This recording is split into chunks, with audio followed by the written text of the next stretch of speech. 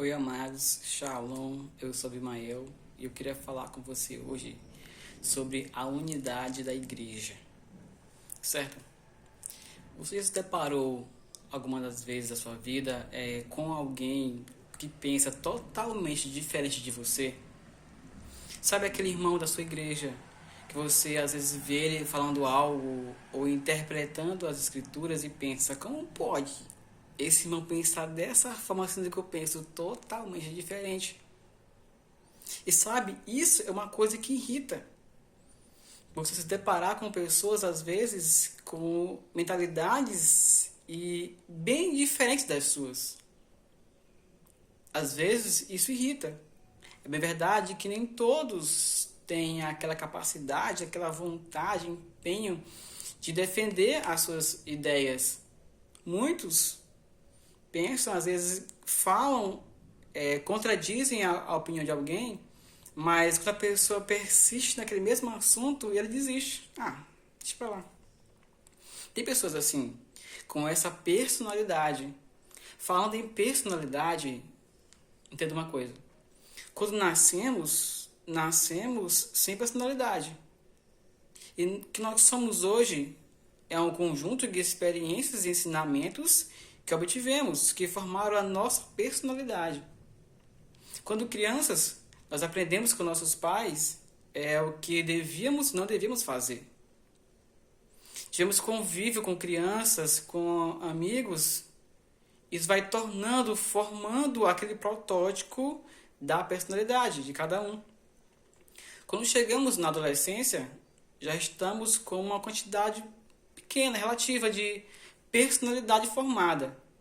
Então, nós, baseado no que já temos de personalidade, começamos a agregar coisas daqui e dali que achamos que pode nos agregar e nos fazer subir o nível ou ser alguém melhor, coisas que gostamos. Já temos aqui um ponto de vista sobre o qual nós iremos nos comportar e agregamos coisas a esse comportamento. O que acontece? Chegamos ao ponto de ter uma personalidade formada. Na filosofia e na psicologia, fala-se no Eneagrama, que é o conjunto de 9 personalidades, que das 3 principais, vamos dizer assim, tem a personalidade da mente, do corpo e do coração. A personalidade do corpo, ela sente as coisas no corpo. Você já viu um filme americano em que a pessoa foi traída ou algo do tipo? Ele corre pro banheiro e vomita. Já percebeu isso? Sente no corpo. Pessoas que sentem arrepio, frio na barriga, pessoas do corpo. Também tem as pessoas do coração, do sentimento, em que tudo para ela é baseado no sentimental. Se magoa rápido, se entristece rápido, a sua vida ela é muito forte a área sentimental. Já outras são da mente, onde raciocinam muito, filosofam muito, planejam muito, tudo direitinho para não se decepcionar na frente. Pessoa da mente. Imagine uma coisa. Certa vez eu ouvi um exemplo de um pastor, Douglas Gonçalves, que diz assim: esse mesmo tema de personalidade, Eneagrama. Ele diz assim: vamos supor que você tem uma avó. E isso é para descobrir a sua personalidade. Vamos supor que você tem uma avó e ela falece, ela morre. A pessoa que tem a personalidade do corpo, ele vai sentir no corpo. Vai se preocupar em fazer alguma coisa. Vai se preocupar em que roupa vai usar. Um óculos escuro, roupa preta, pois é luto. Talvez na escolha da cor do caixão, no modelo do caixão. Se vai ter música no ambiente, na comida. É em fazer do corpo. Já tem o lado, a pessoa que é da personalidade do coração, vai ficar muito triste. Vai chorar em cima do caixão. Vai chorar naquele todo tempo do velório. E vai pensar: puxa vida, minha vozinha estava aqui comigo até ontem na mesa. Parecia que estava se despedindo e aquele chororô enorme. Porque ela é uma pessoa do coração. Já a pessoa da mente, ele vai filosofar. Poxa vida, o que é a vida, né? Para morrer, basta estar vivo. Filosofar, precisa da mente. Da mesma forma também tem as igrejas. A igreja que é considerada o corpo, vamos supor assim, que era uma igreja que se preocupa em fazer, em ações sociais, em fazer algo na ação. Já tem também a igreja que ela é do coração, em sentir Deus, em sentir a presença do sentimental, uma mensagem que vai profundo no sentimento da pessoa. Já também tem a igreja da mente.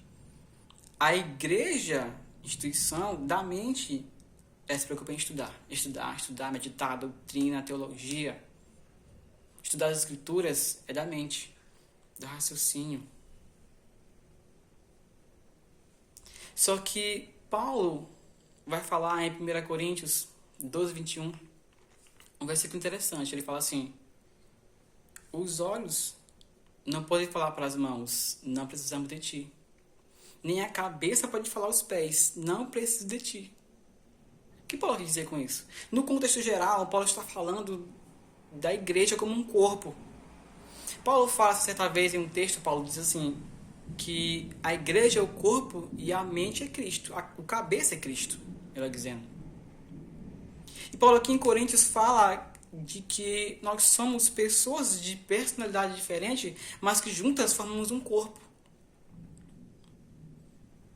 Só que esse corpo é necessário entender essa mentalidade de Paulo, de união. Porque apesar de sermos diferentes, temos que nos conscientizar de que somos um corpo, do qual o cabeça é Cristo, temos que viver em união. Você sabia que o motivo da separação é o pecado, que forma pessoas com a mente individualista. Adão e Eva eram uma só carne, um casamento, uma união. Mas o pecado torna divisão, torna separação, pessoas individualistas. Por isso que hoje muitos casamentos são destruídos, porque as pessoas, o casal, não quer pensar como um só. Mas, não, ela não é compatível comigo. Não faz o que eu quero não é o que ela quer. Não pensamos de forma igual, temos gostos diferentes e então há separação. Porque pessoas não querem ver como um corpo, elas querem ver como indivíduos separados, individualistas. O pecado causou isso. Só que Cristo nos ensina que não é pensando em si, não é o eu, é o nós. Certa vez os discípulos perguntam a Jesus, Jesus ensina-nos a orar. Então o Pai vai e ensina eles a orarem. E algo interessante que vai servir para você e para mim. Cristo ensina a orar sempre na primeira pessoa do plural. Ele diz, Pai Nosso. Irmãos, quando você entender isso, você sabia que às vezes, talvez na maioria das orações dos cristãos, eles pedem só para si mesmo. Pensam só em si mesmo, individualistas, egoístas às vezes. Mas Cristo diz, Pai Nosso, que está nos céus. Santificado seja o teu nome, venha a nós o teu reino. Seja feita a tua vontade, assim na terra como é no céu. O pão nosso. Sabe, cristão, não pede pão só para sua família, só para si. É para nós, o corpo, para a igreja. Perdoa as nossas ofensas, as nossas dívidas. Ou seja, a dívida do cristão não é só dele, é da igreja. Mas quando você entender essa mentalidade, entender isso, você vai entender uma coisa. Que quando você errar, quando alguém errar nessa igreja, você não vai amputar e apontar o erro, não. Você vai entender que quando seu irmão cai, é o corpo que cai. Você vai lá então, exorta e ajuda. Quando alguém está endividado, a dívida também é nossa. É nossa, somos o corpo. Devemos ajudar a pagar, ajudar o irmão naquela situação que está passando. Vem em comunidade. Porque quando o irmão cair, é nós caindo junto. Mas quando o irmão levantar, a vitória é nossa. Tenha somente essa mentalidade. E continua a oração. Não nos deixeis cair em tentação, diz mais lá na frente, mas livrai-nos do mal. Ou seja, é sempre o nós, o coletivo, Não individualista ou individual, mas é alguém pedindo em favor de nós, da totalidade. De hoje em diante, passe a não pensar de forma individualista, mas passe a pensar no nós, no geral, na comunhão, na união. Porque Deus vivia em união com o Filho e o Espírito Santo, que também são Deus. Sabe de uma coisa? Separação dói. Pense que no inferno, o pior de tudo não é estar sofrendo a ira de Deus, que é bem ruim, mas estar separado de Deus. A separação é doloroso, de Deus é muito mais. Por isso, tenha em mente uma coisa: unidade, união. Não seja mais o eu ou você, seja o nós. Uma igreja que se preocupa com o seu próximo, que se preocupa com o membro, porque Paulo diz que somos um corpo. É por isso que somos chamados na igreja de membros, porque somos membros de um corpo. E Paulo diz que até aqueles que são que nós não damos muito significado, aqueles que são mais fracos, são necessários. Ou seja, todos os membros são necessários. Tem que ser entendidos como um todo. Quando você entender isso, quando eu entender isso, irmãos, não iremos mais falar dos nossos irmãos, não iremos mais... porque quando falamos mal dos nossos irmãos, estamos apontando o membro e apontando até o errado. Mas não.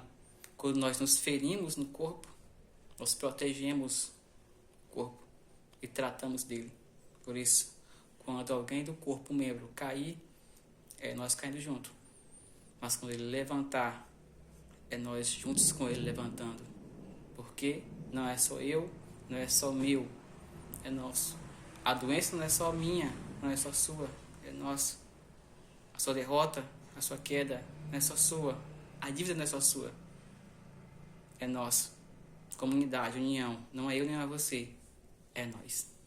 Fica essa palavra no seu coração, medite nisso.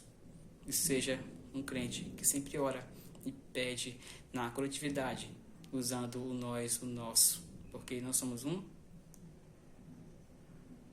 Somos como um corpo, um. Mas entendendo que esse corpo é formado por membros. E os membros formam um corpo. Amém?